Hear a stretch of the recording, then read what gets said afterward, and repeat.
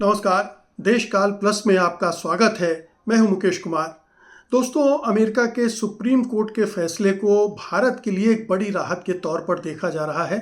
माना जा रहा है कि जो टैरिफ ट्रंप ने लगाए हैं 18% के, वो घटकर 10% हो जाएंगे और इससे भारतीय निर्यातकों को बहुत मदद मिलेगी। लेकिन दूसरी तरफ डोनाल्ड ट्रंप ने यह भी कह दिया है कि भारत 18% टैरिफ ही देगा और वो 0% टैरिफ देंगे। यानी एक तरह की अनिश्चितता भी बनी हुई है सुप्रीम कोर्ट के फैसले के बावजूद, क्योंकि ट्रंप अड़े हुए हैं कि वो जो डील अभी साइन भी नहीं हुई है वो डील लागू रहेगी और भारत को उस डील को मानना पड़ेगा। तो ट्रंप का दबाव सीधे प्रधानमंत्री मोदी और उनकी सरकार पर है। अब प्रधानमंत्री मोदी एक बार फिर से मुश्किल में फंस गए हैं, संकट में फंस गए हैं, धर्म संकट में फंस गए हैं, क्योंकि उनके पास अब दो ही रास्ते हैं। एक रास्ता तो ये है कि जो ट्रंप कहते जा रहे हैं उसको वैसे ही स्वीकार करते जाएं, जैसा जिस तरह की डील उन्होंने डिक्टेट की है, जिसमें एग्रीकल्चर प्रोडक्ट्स के लिए भी रास्ता खोलना है। आपको 18% तो टैरिफ है ही, जो पहले 3% होती थी, और $500 बिलियन का सामान अमेरिका से खरीदना भी आपके लिए मजबूरी बन गया। तो ये तमाम जो क्लॉजेस हैं जिनको लेकर इतनी बहस भी हो रही है, और ये भी कहा जा रहा है कि अमेरिका ने प्रधानमंत्री मोदी का गला पकड़ लिया है और उनसे वो सारी शर्तें मनवाए जा रहे हैं। और चूंकि प्रधानमंत्री इन्वर्टेड कॉमा में कंप्रोमाइज्ड हैं विभिन्न वजहों से, चाहे वो एप्स्टीन फाइल्स का मामला हो, चाहे अडानी का मामला हो, इस वजह से प्रधानमंत्री मोदी, उनकी सरकार कुछ स्पष्ट बोल भी नहीं रही है और इस डील को, जो कि नहीं होनी चाहिए, एक आत्मघाती डील है और उससे हमारी संप्रभुता भी खतरे में पड़ती है, हमारी इंडिपेंडेंस भी खतरे में पड़ती है, उसे खारिज करना चाहिए। लेकिन अभी तक तो मोदी सरकार ने उस तरह का कोई रवैया दिखाया नहीं। अब ये एक मौका मिला है जब सुप्रीम कोर्ट ने उसके लिए रास्ता खोल दिया है। अब अगर चाहें तो प्रधानमंत्री मोदी तनकर खड़े हो सकते हैं, क्योंकि जो वेपनाइजेशन किया था टैरिफ का, वो हथियार जो है ट्रंप के हाथ से छिन गया है। हालांकि अमेरिका में कुछ कानून और हैं जिनके आधार पर वो टैरिफ लगा सकते हैं। जैसे 10% का जो टैरिफ उन्होंने लगाया है वो एक कानून के तहत ही लगाया है, लेकिन जो वहाँ का सेक्शन 122 है उसके तहत लगाया है। लेकिन वो 150 दिनों के लिए ही वैध है, यानी 5 महीनों के लिए वैध है।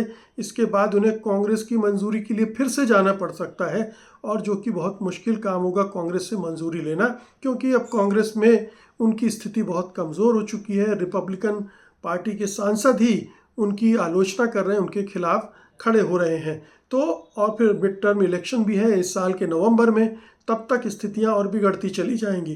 तो ट्रंप इस समय कमज़ोर स्थिति में है, इसमें कोई संदेह की बात नहीं है। राजनीतिक तौर पर भी और सामरिक तौर पर भी उनके हाथ से कई हथियार छीन गए हैं। ऐसे में अगर चाहे तो प्रधानमंत्री मोदी तनकर खड़े हो सकते हैं और इस डील पर पुराने नए सिरे से विचार करने के लिए फोर्स कर सकते हैं ट्रंप एडमिनिस्ट्रेशन को कि हम $500 बिलियन के सामान के खरीद के कमिटमेंट को कतई स्वीकार नहीं करेंगे, हम एग्रीकल्चर और डेयरी प्रोडक्ट्स को भारत में कतई मंजूरी नहीं देंगे, और भी जो टेक्सटाइल और दूसरे क्षेत्रों के लिए उन्होंने पाबंदियां लगाई हैं या जिसमें वो अपना माल डंप करना चाहते हैं भारत में और भारतीय इंडस्ट्री को नुकसान हो सकता है, उन सब के बारे में उन्हें अब एक स्टैंड लेना चाहिए, एक कड़ा रुख अख्तियार करना चाहिए। अमेरिका के सुप्रीम कोर्ट ने एक तरह से उनकी मदद का काम किया है, उनके लिए रास्ता सुझा दिया है। लेकिन सवाल ये उठता है कि क्या प्रधानमंत्री मोदी में इतना दमखम है, इतना साहस है कि वो ट्रंप के सामने खड़े हो सकें, कह सकें कि ये डील हम रीनिगोशिएट करेंगे, इस डील में अभी ऐसी बहुत सारी चीज़ें हैं जो हमें नामंजूर हैं, और ये अच्छी बात है कि जो भी घोषणाएं हुई हैं वो ट्रंप की तरफ से ही हुई हैं। भारत की तरफ से कभी घोषणा नहीं हुई कि हम $500 बिलियन का सामान खरीदेंगे, इस तरह की कोई बात नहीं हुई। बस ये हुआ है कि 18% टैरिफ उसने स्वीकार कर लिया था। तो अगर ये डील पर जोर देते हैं ट्रंप, तो ये, और इस डील को अगर भारत स्वीकार करता है तो ये प्रधानमंत्री मोदी की एक ज़बरदस्त हार भी होगी कि वो इस मौके को भी नहीं इस्तेमाल कर सके, इस मौके के ज़रिए भारत के हितों की रक्षा के लिए कोई काम नहीं कर सके। हम सब जानते हैं और बार बार ये आरोप लगते रहे हैं कि प्रधानमंत्री कंप्रोमाइज्ड हैं, चाहे वो गौतम अडानी के खिलाफ चल रहे केस की वजह से हो या एप्स्टीन फाइल्स में जिस तरह से नाम आ रहे हैं। हरदीप पुरी पूरी तरह से फंस चुके हैं, उधर अनिल अंबानी का मामला भी बहुत गंभीर हो चुका है, और अभी तो बहुत सारी एप्स्टीन की फाइल्स आनी भी हैं, वो भी नए खतरे की तरफ इशारा करती हैं। तो ऐसी सूरत में क्या प्रधानमंत्री सचमुच में दबाव में है, मजबूरी में है? ये एक मोटे तौर पर पूरे देश भर में परसेप्शन बन चुका है, और ये उनके व्यवहार से भी दिखता है, क्योंकि वो डील के बारे में बिल्कुल खामोश हैं, एक शब्द नहीं बोल रहे हैं। जबकि होना ये चाहिए था कि प्रधानमंत्री को इस डील के बारे में या फ्रेमवर्क के बारे में या जो बुनियादी चीज़ें जिन पर सहमति हुई है उनमें संसद में बोलना चाहिए था, लेकिन प्रधानमंत्री कतरा कर भाग गए थे। लोकसभा स्पीकर ने उन्हें एक दूसरा रास्ता दे दिया था और वो अपोजिशन का सामना नहीं कर पाए थे। तो अभी भी क्या वो रणछोड़ दास ही रहेंगे? अभी भी क्या वो भागे खड़े रहेंगे? कोई जवाब नहीं देंगे, कोई इस डील पर जब मैं ये प्रोग्राम रिकॉर्ड कर रहा हूँ तब तक कोई प्रतिक्रिया सरकार की तरफ से आई नहीं है। आप सोचिए, भारत सरकार किस तरह से काम कर रही है, प्रधानमंत्री मोदी किस तरह से काम कर रहे हैं कि एक इतना बड़ा फैसला अमेरिका में हुआ है और उससे भारत के हित इस हद तक प्रभावित होने जा रहे हैं। इसके बावजूद भारत सरकार ऐसा लगता है कि समझ नहीं पा रही है, अंधेरे में है, कोई फैसला नहीं कर पा रही है, डर रही है, घबरा रही है।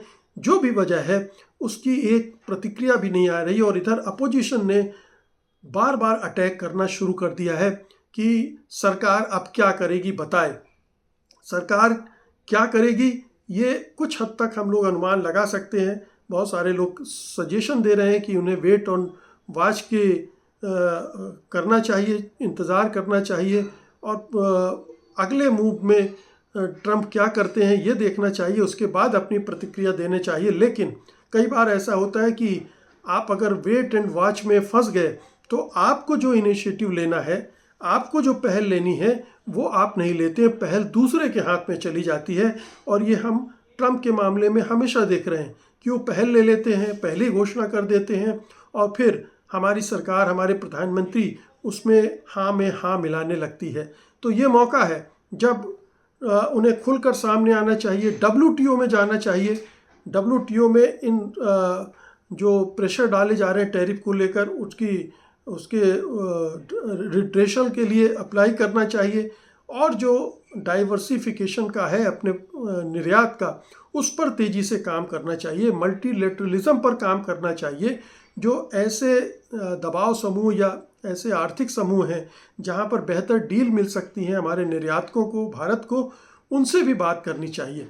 तो ये एक बहुत शानदार मौका है। लेकिन क्या प्रधानमंत्री मोदी में हिम्मत है? क्या वो ट्रंप के सामने खड़े होने का साहस रखते हैं? क्या वो ऐसे दबाव में नहीं है जिनको हटा पाना उनके लिए मुमकिन नहीं है, चाहे वो कारपोरेट के इंटरेस्ट के दबाव हों और चाहे अडानी के दबाव, एप्स्टीन फाइल्स के दबाव। बहुत बहुत शुक्रिया आपका, धन्यवाद, नमस्कार।